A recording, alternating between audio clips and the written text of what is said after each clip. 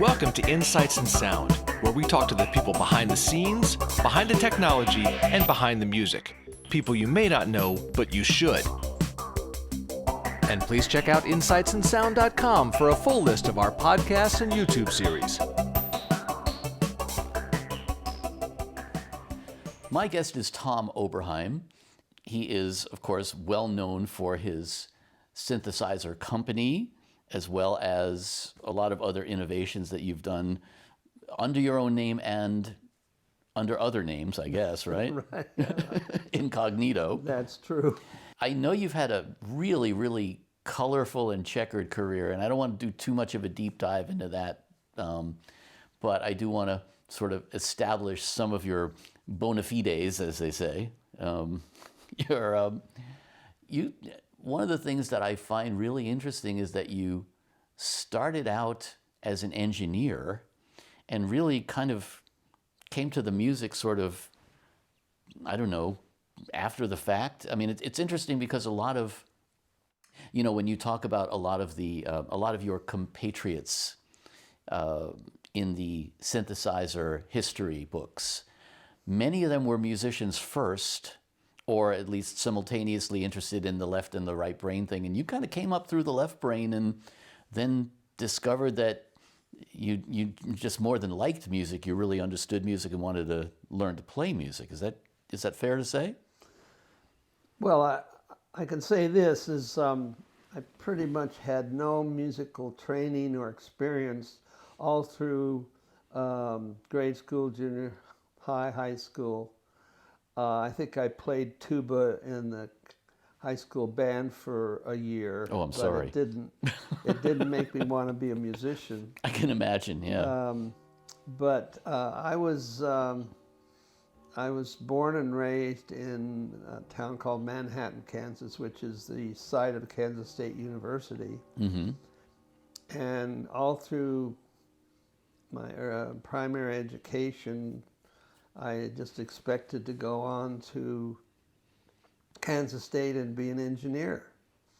I got started in electronics in third grade when I built a crystal set, in fourth grade when I built a one-tube radio. Ooh. And then Was that the Heathkit stuff? no, it was This was pre-Heathkit? this is all built from scratch because hardcore. It was even before Heathkit. Uh-huh.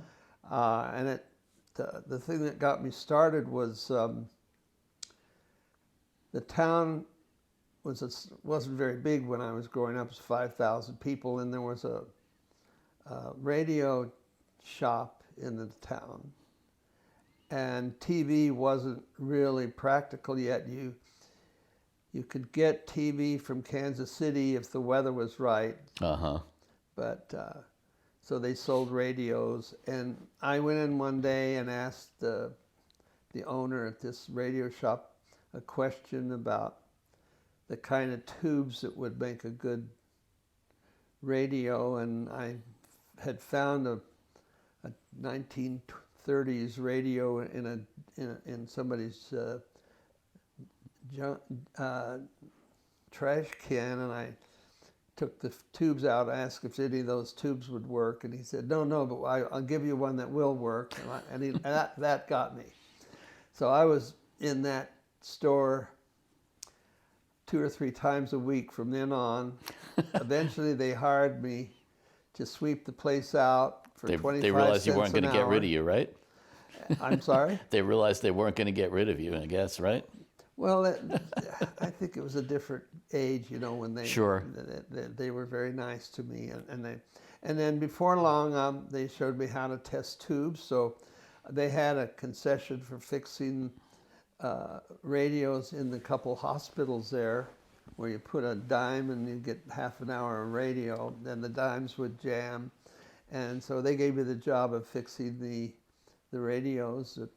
When the radio itself was bad, you just test the tubes, and anyway, that went on for a couple of years, and I got more and more involved in what little I could do, because I actually built a very crude oscilloscope in 6th or 7th grade. Wow.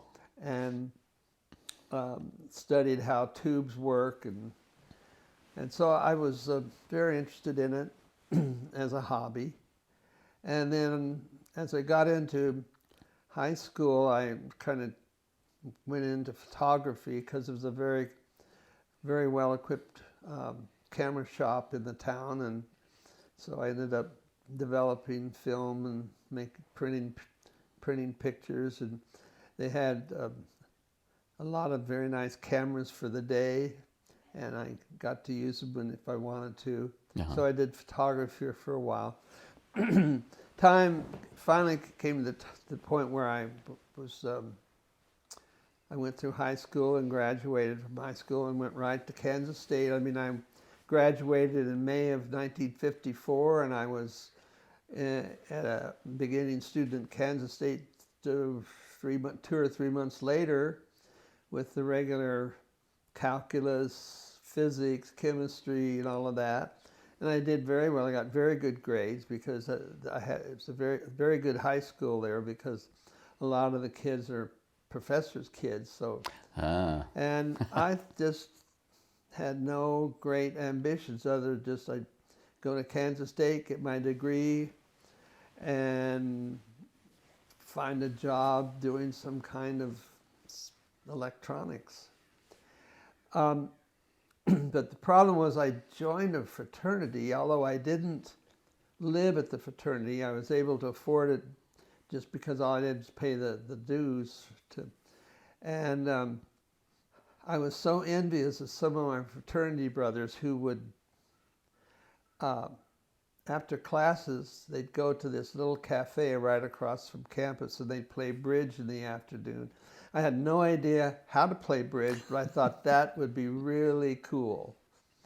And I wouldn't have to work. Because I had, at that point, it was my family life was just my mother. My father had been kind of an itinerant guy, and he was out of the picture, and we had very little money. So I had to work. And this first year was when I was still at the camera shop. But I thought if I went to the one big city in Kansas, which is Wichita, I'd work there for a semester, make some money, and then I could go back to Kansas State, and then I could go to the restaurant after classes and hang out and play bridge. I thought that was my goal. That was my goal, to get the degree, and while there, do that. So I did go to Wichita after my third semester, and I had, while still at Kansas State, I'd met a art graduate student, and he had moved to Wichita to get his degree in art, and he said I could stay with him for a while I found a place to stay in Wichita. And I had a great job. I got a job typing freight bills from midnight to 6 a.m. So I really got my typing down. You know, you learn typing, and it's kind of sloppy to learn the numbers. Well, I had the numbers down. Not to mention that you were, of course, you know, in your 20s and indestructible. So working from midnight to 6 a.m. was just no big deal, right? Yeah. Well, I wasn't even 20 yet. Oh yeah. So you were totally indestructible at that point. So, and this was a life of staying up late.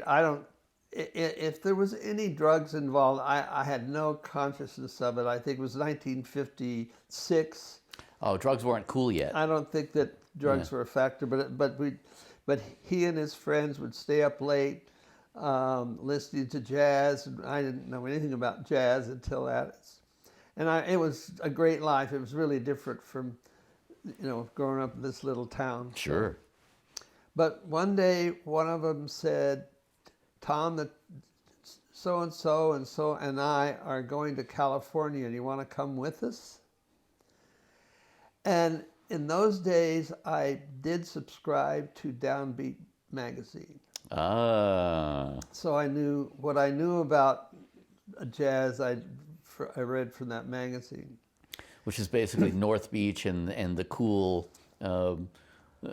jazz clubs in northern and southern California. Well, right? that's exactly right. Because in the back of that magazine, by then I was listening to some of the West Coast musicians, Bud Shank, Bob Cooper, a bunch. So I knew the names, and I knew the music a little bit.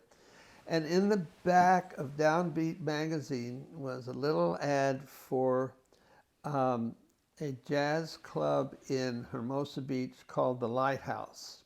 It's still there, I think, isn't it? Probably still there. Yeah. It was well known because a lot of recordings were made there. And it Sure. said in that ad, no cover, no minimum. And I'm thinking, my God, you mean you can walk into this place, hear these great jazz people, and it doesn't cost you anything? Ooh. So that was a factor. So, and I think my few months being around these guys, I had a little different view of the world. And so they said, Tom, do you want to come with us? And I said, yeah. So soon one of the guys dropped out. So it was just one of the guys and me. He didn't have a car. I had a barely working 49 Chevy. And so we headed in July of 1956, we headed for Los Angeles. Wow. Would that have been Route 66 at that point? No, it was more south. Okay. Because Route 66, I think, went through Oklahoma, and we were in Kansas. Right, but you didn't have any real interstates in those days. No. This was 2-lane roads. Yeah, okay. And so This was a journey. We headed out. We each had a cot and a sleeping bag, and we headed out for Los Angeles. Wow. And eventually, actually, he was going to stay with a brother that was in the little army base right across the Golden Gate Bridge in Sausalito. Uh-huh. So I went with him there, and then I later drove down to L.A. And so I arrived in L.A. on July 25th, 1956, with $10 in my pocket and a car that barely ran, and stayed the first night with an aunt in Van Nuys. I got a job the next day at Lockheed Aircraft, and I had there done. Then Wow. essentially moved to Los Angeles. Wow. I mean, And timing, huh? the combination of living with these art students, and who are all older, they were in their late 20s. Ooh. I was in my late teens. Uh-huh.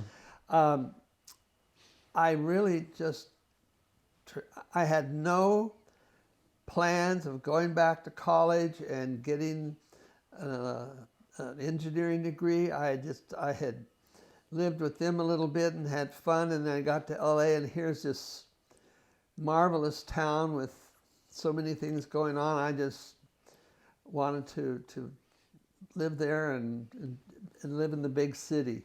Bye-bye college, huh?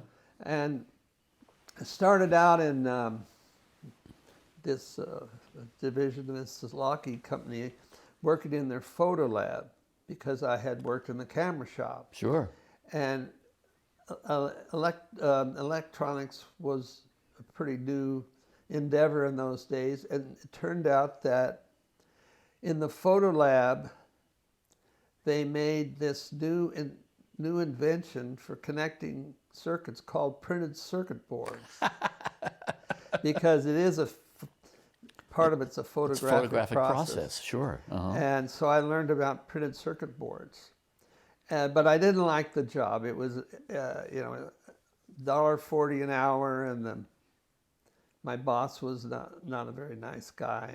And so one day in December of '56, I saw an ad in the Los Angeles Times for a draftsman trainee at a company called NCR. National Cash Register. Right. Yes. And I didn't know much about the company, But I had a semester of drafting at Kansas State, so I went down and applied and got the job. And it turned out it was a new division of NCR, and that was started when they bought a little tiny computer company. And this is in the early days of computers. I was going to ask if this was... There were only a handful of companies in the 1950s. Those were very nascent days for computers. Very early. And so I went to work there as a draftsman and doing, pencil on paper, But I was just fascinated with these things called computers. And in those days it was so new that you couldn't go out and buy a book on how a computer worked or what a computer was. But again, the older guys there took me under the wing and told me a little bit how it works. And so I actually started writing very simple programs for this prototype of this new computer they were developing. And I just fell in love, and this is what I wanted to do. I wanted to work. I just was fascinated by the technology, and it didn't take. Well, I suppose I had 3 semesters of calculus and some of the other math courses and physics, so I had a logical mind, but they weren't teaching computers in college. Of course. But it was what I learned from talking to the people there. I got an idea of how some of the basic stuff worked, how the logic circuitry worked. Working there and learning what little I knew about computers, I said, I got to get my degree. So after I'd been there a few months, I applied to UCLA, and the first thing I discovered was that you had to have 144 credit hours in engineering to get a bachelor's degree. But several of the engineers at NCR had gotten physics degrees. And so I looked up and I found that to get a physics degree, bachelor's degree in physics, it only required 120 hours. So I changed from engineering to physics. And that was a very important thing in my life, because when I changed to physics, and I got in the College of Letters and Science, physics was one of the majors. You had to take a year of music and a year of art, and so I got in this class that was basically music appreciation for non-music majors, and I was transformed. I mean, I didn't know anything about. I didn't know who Beethoven was. I knew nothing, and I just loved it. And so that was a year. It was my first full year at UCLA. That was one of the classes I took. Did that change your perspective on jazz, since you were already sort of interested in jazz? Well, it changed I was quite interested in jazz, and I read a lot about it. But from a layperson's perspective. This was all music. This was not just jazz music. This was, Right. That's what I'm Baroque wondering. period, the classic period, romantic period, impressionist period. And in fact, in the second semester, I had the same professor for both semesters. In the second semester, he played a piece that I still absolutely remember where I was sitting and hearing it for the first time. That was Samuel Barber's Adagio for Strings. Oh, yeah. And I just thought that was the most incredible piece I'd ever heard. Yeah. And I couldn't really take a full load in physics because I had to work full time. I had, of course, no family money or anything. I was totally on my own. So I did work. I did have a full load the basic course load that you need to be a full-time student at UCLA, but I usually only took 1 or 2 physics classes a semester. And I started taking music classes. And that came about because after I'd had a year of music appreciation with this same professor, at the end of the spring semester in 1958, I guess, I asked him if there's some more classes I could take from him. And you were hooked, huh? He said, yeah, I was hooked. He said, well, from this point on, all I teach are music major classes for music majors. Said, are you a musician? No. He said, do you play an instrument? No.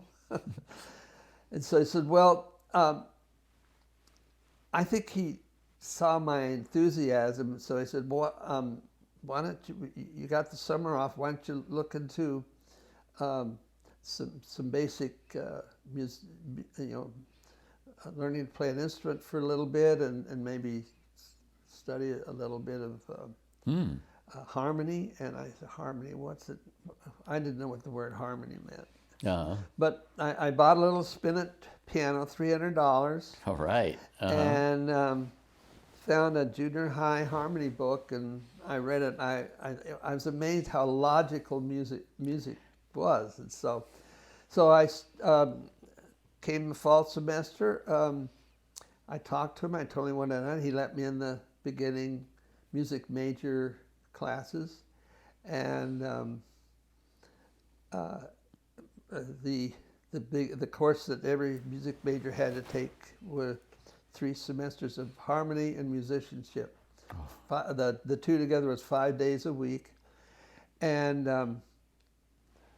one of the things that was part of the musicianship each day, or not most days, was taking dictation. So he'd play a melody on the piano. You have to write it down. It turned out that I could take. I didn't have perfect pitch, but I could. The day I walked in that class, of course, I didn't find out till later that this was the case, but I could take 4-part dictation the first day I was there. Wow. I had a very good ear for that. So you obviously had, maybe you didn't have perfect pitch, but you had good relative pitch. Yeah, I could hear the soprano line, I could hear the bass line, I could either hear the inner parts or figure them out, because I'd also really gotten into that harmony book. Well, and as you say also, a lot of music is very mathematical. Absolutely. And that's always something that's why I think, a lot of people say all musicians are all very right-brained. Not at all. I think there's a real tie-in, especially when you're learning to left-brain stuff, and that's why I'm always fascinated by that. But in your case, what I think is interesting there is that because you then studied music from the perspective of a musician, that had to have impacted later on when you started designing instruments, understanding that perspective, because I think without that, how do you create a good user interface, Well, that came later, but that probably helped. Well, but the thing that was, I was still not really a musician. I could read basic lines in a choral piece. So I started singing in the UCLA choir, and I enjoyed that a lot. And then I got in a church choir, and eventually, after about a year and a half, I was singing in 4 choirs. I had rehearsals on Monday through Thursday. Wow. Interestingly enough, I never had a conflict where the 2 choirs were performing the same night. And I did that for 2.5 or 3 years, and I just loved it. And I worked my way up to a 24-voice professional choir that did modern music of all sorts. In addition to singing for a couple of years, four choirs at once, and taking music classes. I started to meet musicians at different levels. That's where the trouble started, right? The good trouble. And eventually, I got my degree. It took me basically almost 9 years of full-time university, where full-time was a minimum of 12 units, of which for me was a lot of music classes, to get my bachelor's degree. But I did get it. So you were a professional student for a while, is what you're saying. Well, I was not a very good student, because I got C's and D's in physics, couple F's. But the thing that saved me is that where I actually ended up with a degree where when I got my degree, I had a 2.000 average, with the absolute minimum. Yeah. And the thing that saved me was physics labs, which I enjoyed, and got A's and B's, and then music classes, undergrad music classes, which I generally got A's and B's. So that got me through. Finally got my degree in '66. I was making enough to live on. In fact, I went from NCR to a little company. NCR was down near the San Francisco or the Los Angeles airport. Sure. And I met this guy who, he and a partner had a little digital consulting company in the early days of that business in West LA, 10 minutes from UCLA, and I had already started going to UCLA, even when I was still in NCR, and they needed some printed circuit boards designed. And I knew how to do that. The light bulb went off. Yeah. So I started doing that on the side, and then I asked them one day, could you employ me for like 20 hours a week? And they said, sure. So I left NCR. I didn't have to drive all the way to, it was in El Segundo. Aviation, over near that, right? Yeah. Yeah. And my means of getting around was once I got to West LA, is I think what happens, I went in the Army in early '59, so I got rid of my car. When I got out of the Army, I didn't have a car, so I bought a motor scooter. In LA? Yeah, in West LA, and Okay. It was great because I could, in those days, you could take your motor scooter, drive right on campus, and go right and just park it by the physics building. Oh, I love it. So you were one of the cool kids. Well, I think that, if I remember, that it was pretty popular. Now, of course, you can't do that. Right. But I'd met a lot of musicians, both in choirs and in classes at UCLA. And little by little, I started building little things for them, like mainly amplifiers. I built some amplifiers, some other stuff for Don Ellis. I became good friends with him because I met him in a class at UCLA. And finally, I got my degree well, I was all done with classes in '65. My degree says '66. And I knew several people that were in a band that were all at UCLA in one situation or another, called the United States of America. I remember that band. And I knew the people. Bunch of hippie musicians. They had a band for a year or so, and then they broke up. But then the woman singer in the band restarted this group, and it turned out that the original band, a young engineer had built them a ring modulator. Ooh. And she came to me one day and said, could you bring, with this reconstructed band, the guy that built the ring modulator, he wasn't involved with them anymore. And he said, could you build us a ring modulator? I had no idea what that was. So I went up to the UCLA Engineering Library and I looked in books about ring modulator, and I found a couple references to what a ring modulator is from a technical, pure electronics point of view, and couldn't make any sense out of how that could be used in a musical context. But the last thing I found on it was in a magazine.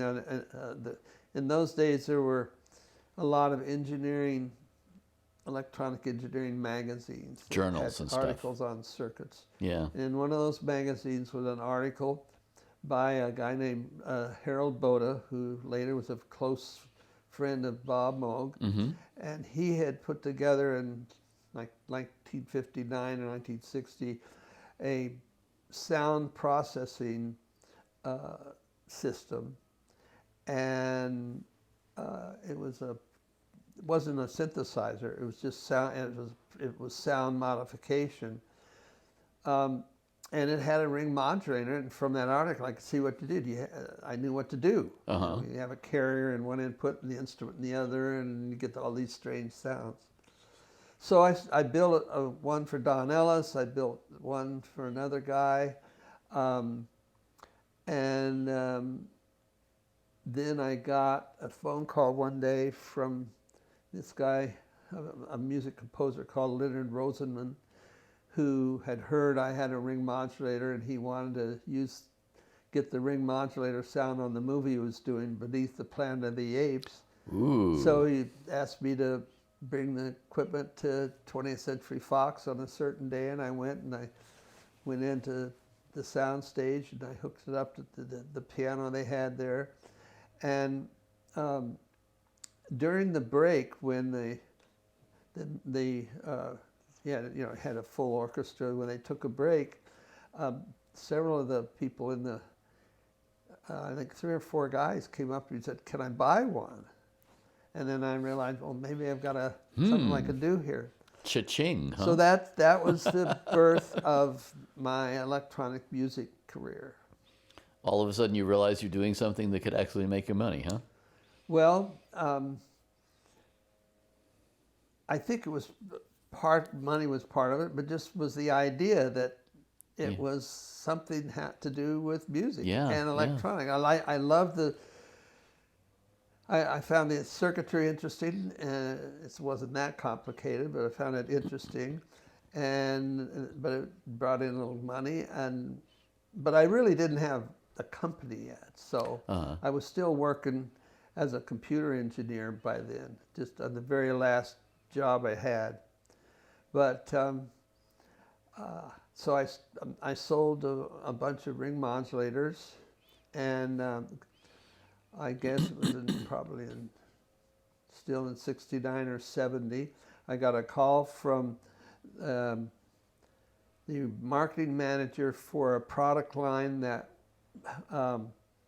was sold by a large musical instrument company in Chicago Musical Instrument Company, that later became Norland. Mm-hmm. Yep. And they had this Maestro division, which was not a division that built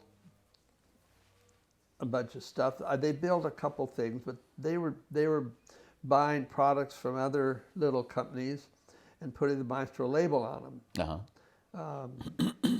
Some fuzz tones, and the Echoplex was built by a company in Ohio somewhere, and they bought that from them, and so they bought some ring modulators from me, but with their name on them. Uh-huh. And I still sold, a couple hundred, I suppose. But I had,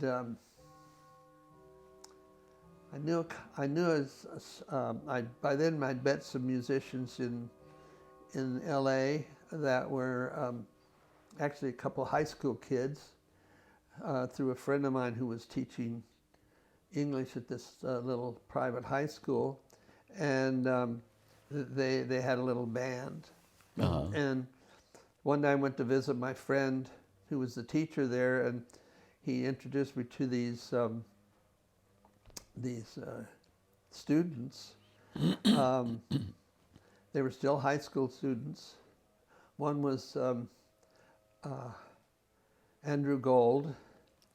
One was Wendy Waldman. Oh. And so a bunch of nobodies, basically. And a couple more. Uh-huh. And one day, the two of them were, Andrew and one of the other guys were listening to whatever Beatles song where George was playing his guitar through a Leslie speaker. Now, I didn't know about that day, but because they didn't know what it was yet, and that's all it was. I forget what song that was on. And I thought, they said, Tom, they knew I made stuff for Don Ellis and some other stuff, so they said, do you know how to do that? I don't have a clue. And but anyway, I played around with some circuitry. I got a couple ideas, and but I didn't know anything about. Even though I had a physics degree, it didn't cover anything having to do with the sounds you get out of electronics. But I could tell that one of the guys I knew said, well, that was about this Leslie speaker, playing the guitar through the Leslie speaker. He said, well, that's a little like flanging or phasing. I thought, I don't know what that was. So I called a friend of mine who was one of the pioneers in electronic music in the early days in LA. His name was Paul Beaver. Oh, sure, of Beaver and Krause. Right. And I said, how do you make this flanging sound? What's the secret here? And he said, it's very simple. You run 2 tape recorders, you mix the outputs together, and you slow one of the tape recorders down, and so you get this.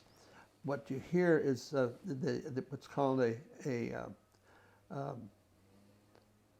it's a kind of filter that filters out one little piece of the spectrum. Right. And when you move that in the frequency response, you get that sound. Comb filtering. I said, well, so you mean what you're saying is you take this sound, you take the same sound, but it's delayed a little bit, and you sum them together.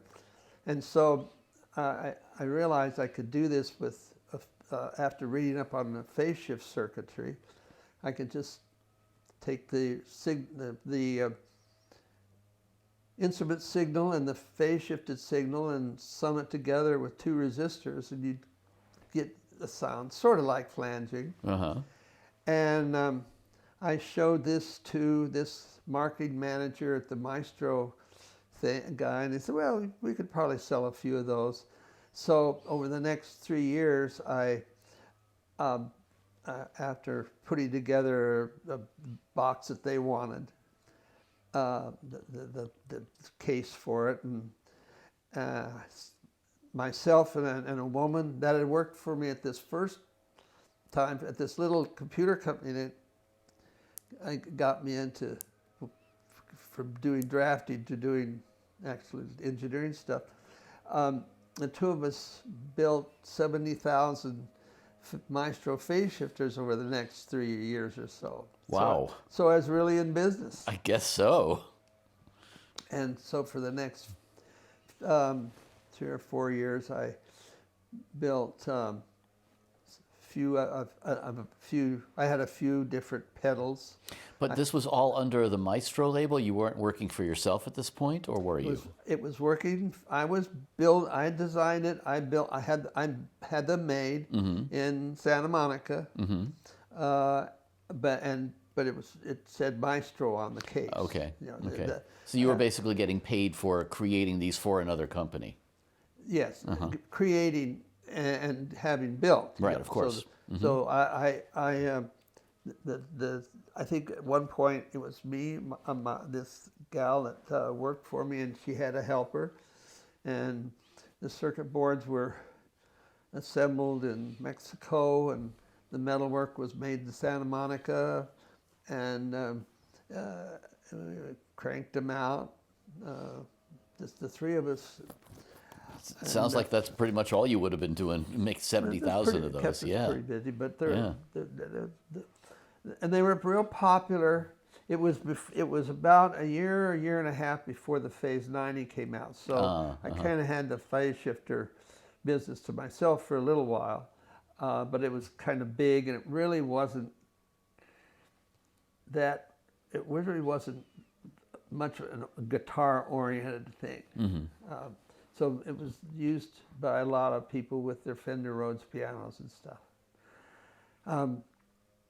But so the other thing that happened at this time, in 1971 NAMM show in Chicago, like I mentioned, I asked Paul Beaver about how flanging works, and I visited him several times in his kind of studio he had in near downtown LA, and he had a very large Moog system, and I think he sold some large Moog modular systems. He was the first person to do that, I think. Yeah. The West Coast. Yes, because Pat Gleason got his through them. Yeah. Mm-hmm. So when I was at Paul Beaver's, I saw his Moog, and I thought, well, this is interesting. I pretty much knew in basic terms what all those modules were, the oscillators, filters. Was pretty clear to me what it was. It wasn't a real mystery about how to do it. Had you heard synthesizers music? I probably had heard Switched On Bach by then. Yeah. Okay. But seen it Paul Beaver's studio, and he played for me this famous effect that later was kind of purloined and used as a introduction to certain technology they put in movies. This oh, sure. You know that thing? Yeah. Of course, it sounded much better on his Moog than it did. And, so by then I wasn't exhibiting at the NAMM show, but I went to the NAMM show in Chicago because that's where my customer was. And it's 1971. I already knew what synthesizers were, and I went by the art booth. And by then they had the 2600. They didn't exhibit it, but they had the 2500, and they might have had one of the synths they did that was used organ chips to do the pitches. Sure. Yeah. The early ones. Yeah. They weren't really synthesizers, but anyway, I had this idea that to supplement my income, I thought, well, maybe I could sell synthesizers because I knew what they are. And I asked the marketing manager of ARP, I said, could I be your dealer in LA? And he said, well, we hope to get set up with Guitar Center. I said, okay, fine. So that didn't work out because that was not yet a product that a Guitar Center could sell. Right. And after 3 or 4 months of bugging, they said, okay. So I became an ARP dealer in Los Angeles, the first ARP dealer in Los Angeles, probably the first ARP dealer west of the Mississippi. But I would imagine so, yeah. I was told that by a person at ARP. I don't know if it was true or not. Anyway, so I started selling 2600s. I remember when I got my first 2600 from him, I was up 36 hours playing with it. I learned everything you could do, and I think not everything you could do, but I learned all the circuits, whatever. So I started selling them, and I don't remember now who I sold. I remember I sold one to Leon Russell. I sold one to the guy that did Mission Impossible. the composer did Mission Impossible. Oh boy. Trying to remember who that is. Anyway, I sold a bunch of them. Mm-hmm. And of course, I'd seen Paul Beaver's Moog and it had a sequencer. Mm-hmm. And by then I knew knew the guy that was running an electronic music lab at UCLA, and they had both a big buchla and a big ARP. And so I was quite familiar with what a sequencer was in a synthesizer. And but they all had the same basic feature in that you had to dial in of course, the pitches, but you also had to somehow you had to, using switches or dials, set the rhythm. Yes. Uh-huh. And then immediately occurred to me after all of this digital work I'd done while I was a computer engineer, I came with the idea for a sequencer, a digital sequencer that would not only store notes but store note durations. And so I put together this thing that was called the DS2, and I sold a bunch of those. Uh-huh. But I discovered a problem with that idea, and that was, in those days, the typical musician that had a synthesizer had only one. Yeah. Not like today. Right. And if you could connect my digital sequence to a mini Moog or to an ARP 2600, or by then there was the Odyssey, and you could play the synth and then store the notes, and you could play them back. Mm-hmm.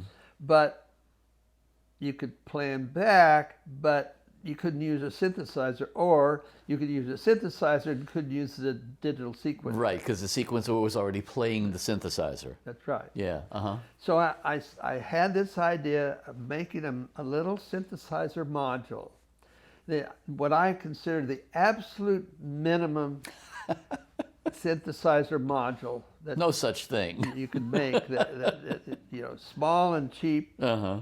Relatively cheap, and that after about a year of working on that, I later called the Synthesizer Expander Module, or the SEM. Mm-hmm. And by then I knew Dave Rossum well of EMU, and he designed the oscillator. Uh-huh. And I made the decision, since ARP 2600 and Mini Moogs and Odyssey, the Odyssey, for a while had a 2-pole, later had a 4-pole, but they all had 4-pole filters. And I had read an AES convention technical paper by Dennis Cohen, who was the main engineer at ARP, about the filter he had done for the 2500 system. That was a state variable filter that was only 2-pole, but he had low pass, high pass, and band pass, all simultaneously coming out of the circuit. So I decided to put that in the SEM rather than just do another 4-pole, because you could put the SEM with your ARP or Moog and get the 4-pole from those, and then if you could also have the 2-pole in my SEM. I thought it gives a little more variety of what you can do with filters. Mm-hmm. And so I had this guy Dennis Cohen design me a 2-pole filter for my SEM, and then the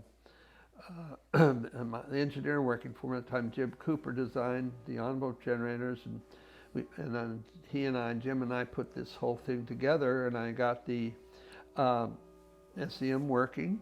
And the idea was, I never had this idea to get in this is 1974 when we finally got the prototype working.